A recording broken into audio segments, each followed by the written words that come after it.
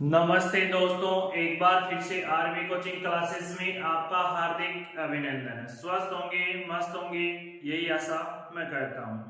दोस्तों, आज अपन कक्षा 10 की जो प्रश्नावली है वास्तविक संख्या, उसके सबसे पहले अंक बार के बारे में चर्चा करेंगे, जो आपको पीछे लिखा हुआ दिख रहा होगा। उसके साथ ही आज अपन उसके कुछ इंपॉर्टेंट क्वेश्चंस जो आपके एग्जाम 2023-24 में अहम रोल अदा करेगा ये वीडियो। तो इस वीडियो को ज्यादा से ज्यादा स्टार्ट करने से मैं पहले कह रहा हूं, आपको ज्यादा से ज्यादा इस वीडियो को आप शेयर कीजिए, लाइक कीजिए और सब्सक्राइब कीजिए, अपने दोस्तों तक इस वीडियो को पहुंचाइए ताकि आपके दोस्त भी अगली कक्षा में आपके साथ बैठ सकें और अच्छे मार्क्स के साथ, यही आशा मैं करता हूं।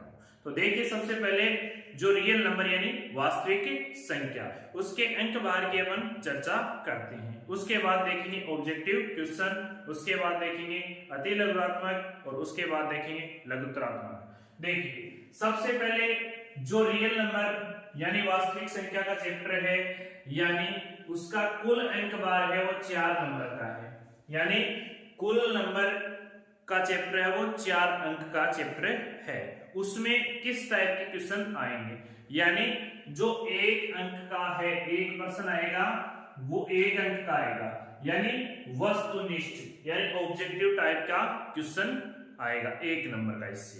फिर दूसरा इसमें दिया हुआ एक अति लघुत्तरात्मक प्रश्न, अति लघुत्तरात्मक प्रश्न आएगा, वो भी 1 नंबर का आएगा। फिर एक प्रश्न आएगा इसमें 2 नंबर का, वो आएगा लघुत्तरात्मक प्रश्न। यानी कुल मिला के आपको 3 क्वेश्चन इस अध्याय से देखने को मिलेंगे, जिसमें 2 छोटे क्वेश्चन होंगे और एक उससे थोड़ा सा बड़ा होगा। लेकिन ये तीनों ही क्वेश्चन अपन इस 2 वीडियो के अंदर कवर कर लेंगे, ताकि इसमें जितने भी इंपॉर्टेंट क्वेश्चन, डेफिनेशन या फिर कोई भी एग्जांपल हो या कोई भी प्रॉब्लम्स हो, वो सारी अपन 2 वीडियो के माध्यम से कंप्लीट करेंगे। और ये दोनों वीडियोस आपके लिए अहम रोल अदा करेंगे, 4 नंबर आप प्राप्त अच्छे से कर सकते हो। तो बढ़ते हैं अपन आगे। अब देखिए, अपना जो पहला क्वेश्चन है वो चैप्टर से रिलेटेड है। कहने का मतलब वास्तविक संख्या अपने चैप्टर का नाम है, तो क्यों ना हम वास्तविक संख्या के बारे में चर्चा जरूर करें, क्योंकि 1 नंबर का प्रश्न आपसे पूछ सकता है ऑब्जेक्टिव टाइप। देखिए, वास्तविक संख्या होती है, यानी वास्तविक संख्या होती है, कौन सी होती है? देखिए, पहला ऑप्शन है केवल प्रमेय संख्याएं, केवल अप्रमेय संख्याएं, प्रमेय एवं अप्रमेय दोनों, इनमें से कोई नहीं। क्योंकि देखिए दोस्तों, जब हम संख्या पद्धति पढ़ते हैं यानी कक्षा 9 में पढ़ते हैं, तो उसमें सबसे पहले अपन ये चर्चा करते हैं कि अंक 10 होते हैं, 0 से लेके 9 तक। फिर अपन प्राकृत संख्या के बारे में अध्ययन करते हैं। प्राकृत संख्या के बाद में अपन पूर्ण संख्या का, पूर्ण संख्या के बाद पूर्णांक का, फिर प्रमेय का। ये सारी संख्याएं जो मैं बता रहा हूं कौन कौन सी, प्राकृत, पूर्ण और पूर्णांक, ये सारी मिलके ही प्रमेय संख्या का रूप निर्धारित करती हैं। लेकिन इसमें क्या होता है कि 0/1 तो प्रमेय संख्या होती है, लेकिन 1/0 क्या है? प्रमेय संख्या नहीं है, क्योंकि इसका मान क्या हो जाता है? इंफिनिटी। तो इसमें क्या है कि प्रमेय और अप्रमेय संख्याएं मिलकर क्या बनाती हैं? वास्तविक संख्याएं। तो इसका जो राइट आंसर है वो क्या होगा? अपना सी पॉइंट होगा, यानी थर्ड वाला, ये वाला इसका राइट पॉइंट होगा। यानी प्रमेय और अप्रमेय दोनों मिलकर ही एक वास्तविक संख्या का निर्माण करती हैं, यानी वास्तविक संख्या होती है। तो बढ़ते हैं अपन अगले क्वेश्चन की ओर। देखिए, इसका दूसरा क्वेश्चन हमें दिया गया कि संख्याओं 6 और 20 का लसअ यानी एलसीएम और मसअ यानी एचसीएफ क्रमशः है। यानी आपको सबसे पहले 6 और 20 का अभाज्य गुणनखंड करना है। तो देखिए, सबसे पहले अपन 6 के फैक्टर करते हैं। सबसे पहले क्रमशः में दिया गया है, क्योंकि इस शब्द पे सबसे पहले आपको फोकस करना होगा, क्योंकि ये क्रमशः दिया हुआ है। तो सबसे पहले क्या करना है आपको, 6 में 2 का भाग दोगे। क्यों दोगे, क्योंकि आपको मैंने डिविजिबिलिटी का रूल का जो वीडियो दिया है उसमें मैंने साफ साफ ये बताया है कि जिस संख्या के अंत में 0, 2, 4, 6, 8 अंक यदि आपको मिलेगा तो उसमें हमेशा आप 2 का भाग दोगे। तो सबसे पहले 2 का भाग देंगे तो वैल्यू क्या आएगी, 3। फिर 3 में किसका जाएगा, 3 का। तो 6 के फैक्टर आ गए आपके पास, तो 6 के फैक्टर क्या हुए, 2 into 3। अब उसके बाद आपको क्या दिया गया है, 20 दिया गया है, तो 20 के फैक्टर करोगे तो सबसे पहले 0 मिल गया आपको, तो 2 का भाग जाएगा। तो 2 का भाग दोगे तो क्या आएगा, 10। 10 में फिर 2 का दोगे तो क्या आएगा, 5। और फिर 5 में किसका जाएगा, 5 का। तो अब आपके पास 20 के फैक्टर क्या है, 20 के फैक्टर लिखोगे 2 into 2 into 5। अब सबसे पहले आपको इसका यदि आप एचसीएफ निकालते हो, सबसे पहले तो आपको क्रम से, यानी सबसे पहले पूछा क्या है, एलसीएम पूछा है, तो एलसीएम निकालिए, एलसीएम। एलसीएम निकालोगे तो 2 गुणा 2 गुणा 3 गुणा 5। अब आप सबको पता है कि इन सब का अपन क्या करेंगे, मल्टीप्लाई करेंगे, यानी 5 को 3 से मल्टीप्लाई करोगे तो क्या आएगा, 15। 15 को फिर 2 से मल्टीप्लाई करोगे तो क्या आएगा, 30। फिर 30 को 2 से मल्टीप्लाई करोगे तो आपके पास जो एलसीएम आएगा वो कितना आ जाएगा, 60। तो अपन इसका एलसीएम कितना लिख देंगे, 60 लिख देंगे।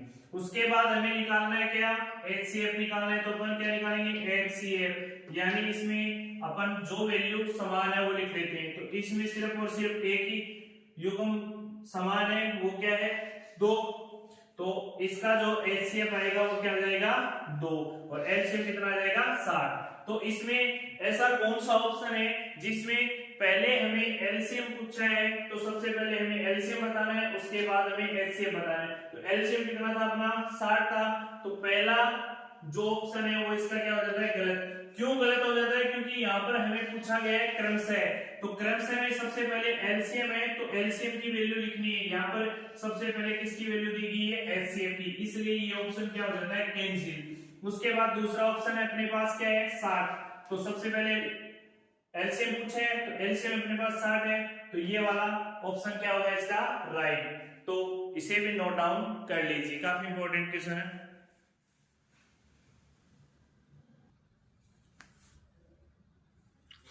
देखिए इसमें एक आ गया है कि एक अभाज्य संख्या, तो एक क्या है, अभाज्य संख्या के कुल गुणनखंडों की संख्या पूछी है इसमें। यानी कहने का मतलब है कि जब कोई आपके पास एक अभाज्य संख्या है तो आप उसके अधिकतम यानी कुल कितने गुणनखंड कर सकते हो। तो मेरे को ये बताइए, जैसे कोई नंबर है 2 के आप फैक्टर क्या कर सकते हो, या तो 2 स्वयं हो सकता है 2, या फिर 1। इसके अधिकतम फैक्टर कितने हो सकते हैं, 2 हो सकते हैं। अभाज्य संख्या के बता रहा हूं मैं, क्योंकि यहाँ पर अभाज्य संख्या का ही तो पूछा है अपन को। तो अभाज्य संख्या के कुल गुणनखंडों की संख्या बताइए। ऑप्शन में पहली है 0, दूसरी है 1, तीसरी है 2, फिर 2 से अधिक। अब एक बात बताइए, यदि 2 से अधिक यदि अभाज्य गुणनखंड के टुकड़े होंगे तो वो अभाज्य नहीं कहलाएगा, क्योंकि वो किस में चला जाएगा, भाज्य में। अब देखिए जैसे 3 है, 3 एक अभाज्य संख्या है, तो 3 के फैक्टर या तो 3 हो सकता है या फिर क्या हो सकता है,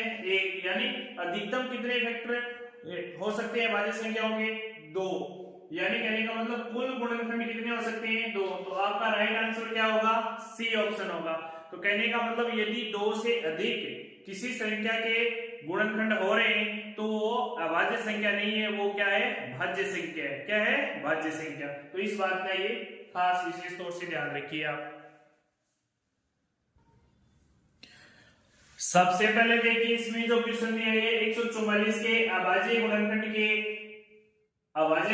में 2 की घातें, हमें सबसे पहले क्या करना है, 144 का अभाज्य गुणनखंड करना है, फिर उसमें 2 की पावर कितनी होती है वो बतानी है। तो सबसे पहले आप अभाज्य गुणनखंड करोगे, तो सबसे पहले 144 में सबसे पहले कौन सी संख्या है, अभाज्य 2, सबसे छोटी सम अभाज्य संख्या है 2, तो उसका भाग दोगे, तो इसमें भाग दोगे तो क्या आ जाएगा आपके पास, 72। 72 में फिर 2 का भाग दोगे तो 36, 36 में 2 का भाग दोगे तो 18, 18 में 2 का भाग दोगे तो क्या आएगा 9, फिर 9 में 2 का जाएगा नहीं तो अपन को किसका भाग देना पड़ेगा 3 का, क्योंकि 3 भी एक सम अभाज्य संख्या है, विषम अभाज्य संख्या है। 3 का भाग दोगे तो इसमें क्या जाएगा 3, फिर क्या जाएगा 1, यानी 3 1 के विषम अभाज्य संख्या है सबसे छोटी। तो अपन क्या कर सकते हैं इसके फैक्टर कर लिए अपन ने। अब हमें पूछा गया है प्रश्न में 2 की घात कितनी, तो कहने का मतलब 2 कितनी बना रहे हैं 1 2 3 और 4, 2 की पावर कितनी है 4, तो हमें घात के रूप में पूछा तो घात ये है, तो ऑप्शन कौन सा होगा पहला, तो इसका राइट आंसर होगा पहला, लिख लीजिए इसे भी।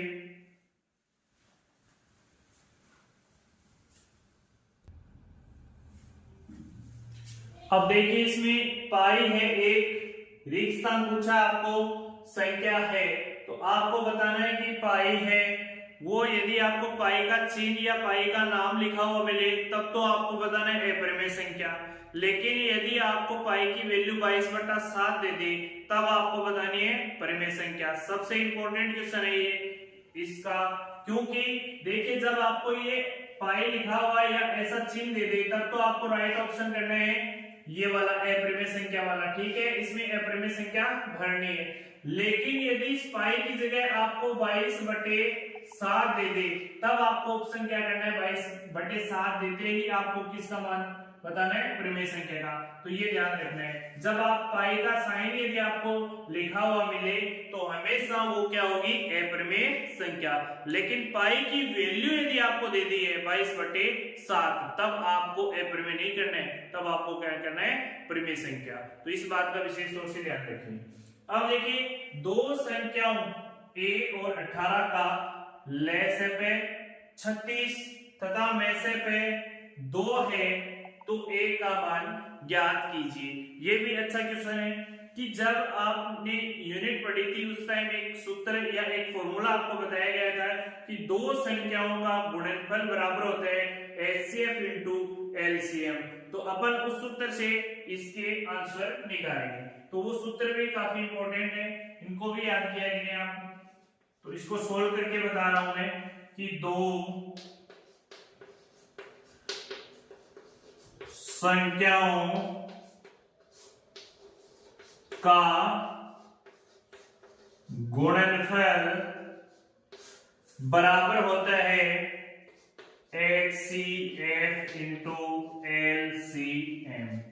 अब देखिए दो संख्याएं कौन कौन सी दी गई है आपको, a और एक दी गई है आपको 18, तो अपन क्या लिख सकते हैं a इंटू 18 बरोबर।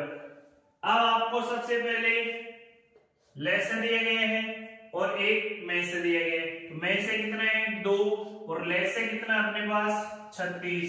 अब देखिए जब कोई वेरिएबल किसी संख्यात्मक मान से गुणा हो और हमें वेरिएबल यानी चर की वैल्यू निकालनी हो, फाइंड आउट करनी हो, तो अपन क्या करते हैं उस संख्यात्मक मान का भाग दे देते हैं। तो अपन क्या करेंगे इस a को अपनी जगह ही रखेंगे और 2 इंटू 36 में 18 का क्या दे देंगे भाग, तो 18 से ये 36 कटेंगे कितनी बार 2 बार। अब इस 2 को इस 2 से मल्टीप्लाई करोगे तो आपके पास जो वैल्यू आएगी वो क्या आएगी 4। और अब आप ये बताइए कि इसमें वैल्यू आपके पास 4 आ चुकी है, तो आपके पास option number C right answer होगा। तो इसे भी नोट डाउन कर लीजिए।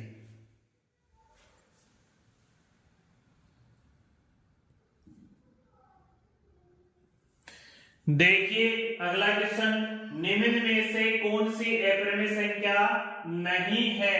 सबसे पहले यहां पर ध्यान दीजिए, नहीं है नहीं है अपरिमेय संख्या, इनमें से कौन सी नहीं है।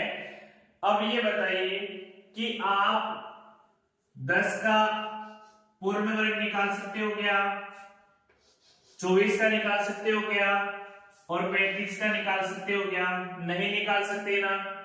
लेकिन अपन 121 को परिमेय संख्या बोल सकते हैं ना, क्यों बोल सकते हैं?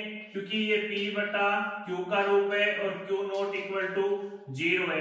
क्योंकि इसका यदि अपन स्क्वायर रूट निकालते हैं तो अपने पास जो वैल्यू आती है वो 11 आती है। क्या आती है? 11। जब अपन इन सब के फैक्टर करते हैं तो अपने पास युग्म के रूप में इसका मान आता है। तो कहने का मतलब है जो अप्रिमेय संख्या नहीं है, यानी अप्रिमेय संख्या नहीं है, तो कहने का मतलब वो परिमेय संख्या होगी। तो परिमेय संख्या कौन सी होगी?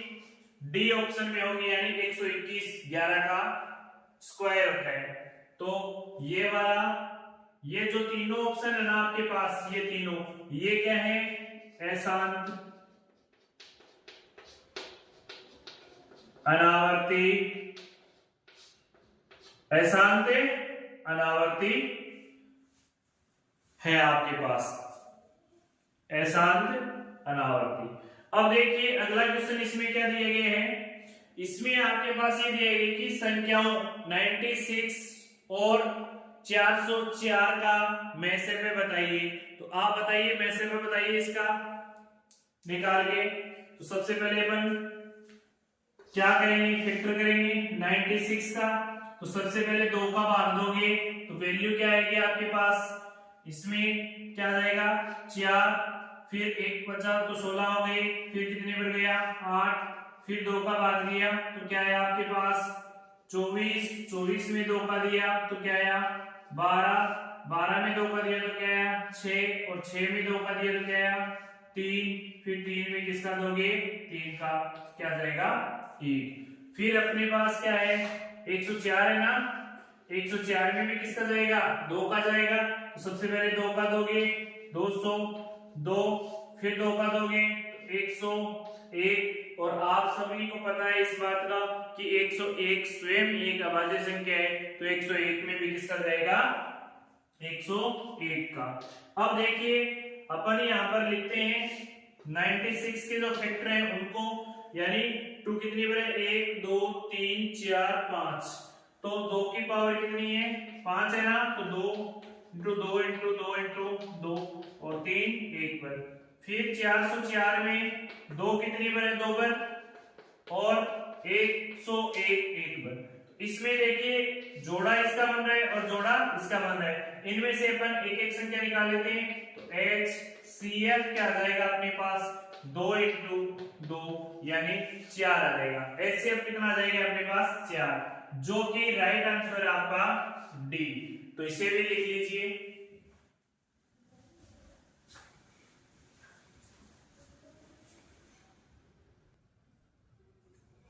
देखिए 9वां क्वेश्चन क्या दिया गया है कि संख्या 3825 का अभाज्य गुणनखंड कीजिए।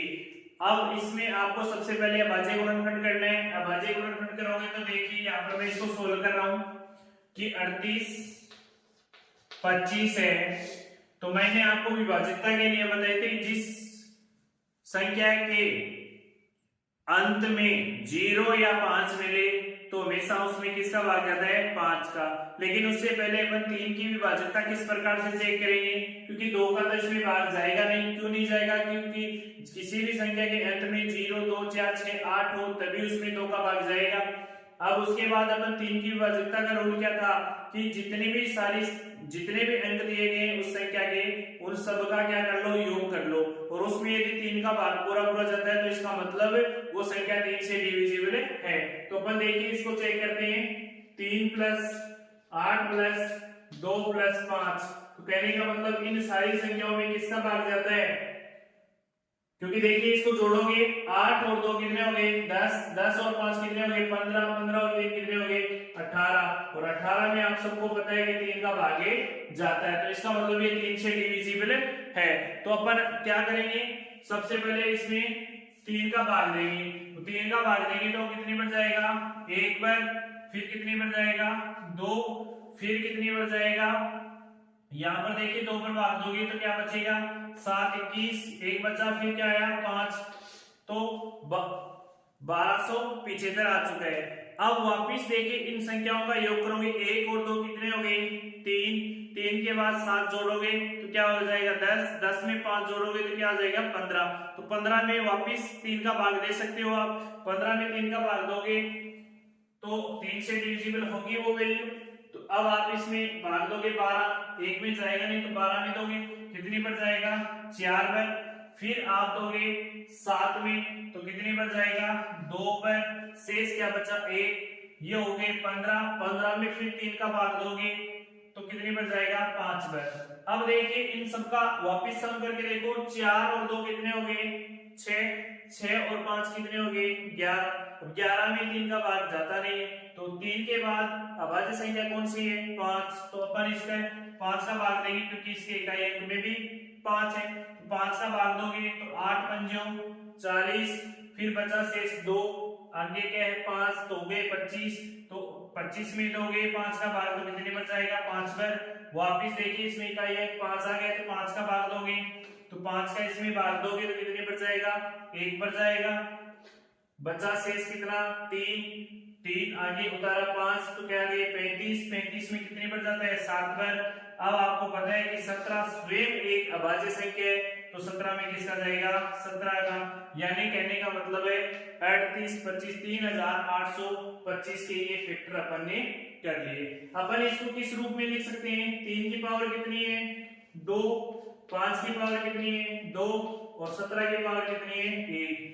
ये वाला ऑप्शन जहां पर भी नजर आएगा वो हमारा आंसर राइट होगा, तो चेकआउट कीजिए। तो इसमें देखिए पहला ही ऑप्शन आपको राइट मिल रहा है तो इसका ऑप्शन नंबर फर्स्ट होगा। अब देखिए अगला क्वेश्चन इसमें दिया हुआ है कि 24 और 30 का महत्तम समावर्तक निकालना है, यानी एचसीएफ निकालना है किसका 24 और 30 का। तो 24 और 30 का निकालिए एचसीएफ। सबसे पहले अपन 24 में किसका भाग देंगे 2 का, तो क्या जाएगा 12, 12 में 2 का दोगे 6, 6 में 2 का दोगे 3, 3 में दोगे 1। फिर अपन को 30 का निकालना है तो 30 में किसका दोगे 2 का 15, अब 15 में 2 का जाता नहीं है तो किसका दोगे आप 3 का, कितनी पर 5, और 5 में किसका जाएगा 5 का 1। अब इसके अपन ने फैक्टर कर लिए, इसमें जो कॉमन आएगा वही संख्या अपन एलसीएम में लिख देंगे। तो 2 इंटू 2 इंटू 2 इंटू 3, फिर 30 में क्या जाएगा 2 इंटू 3 इंटू 5। अब देखिए इसमें एक वेरिस्ट मान आ रहा है, वो क्या आ रहा है 2 आ रहा है, क्या आ रहा है 2, वही अपना क्या हो जाएगा ऑप्शन हो जाएगा।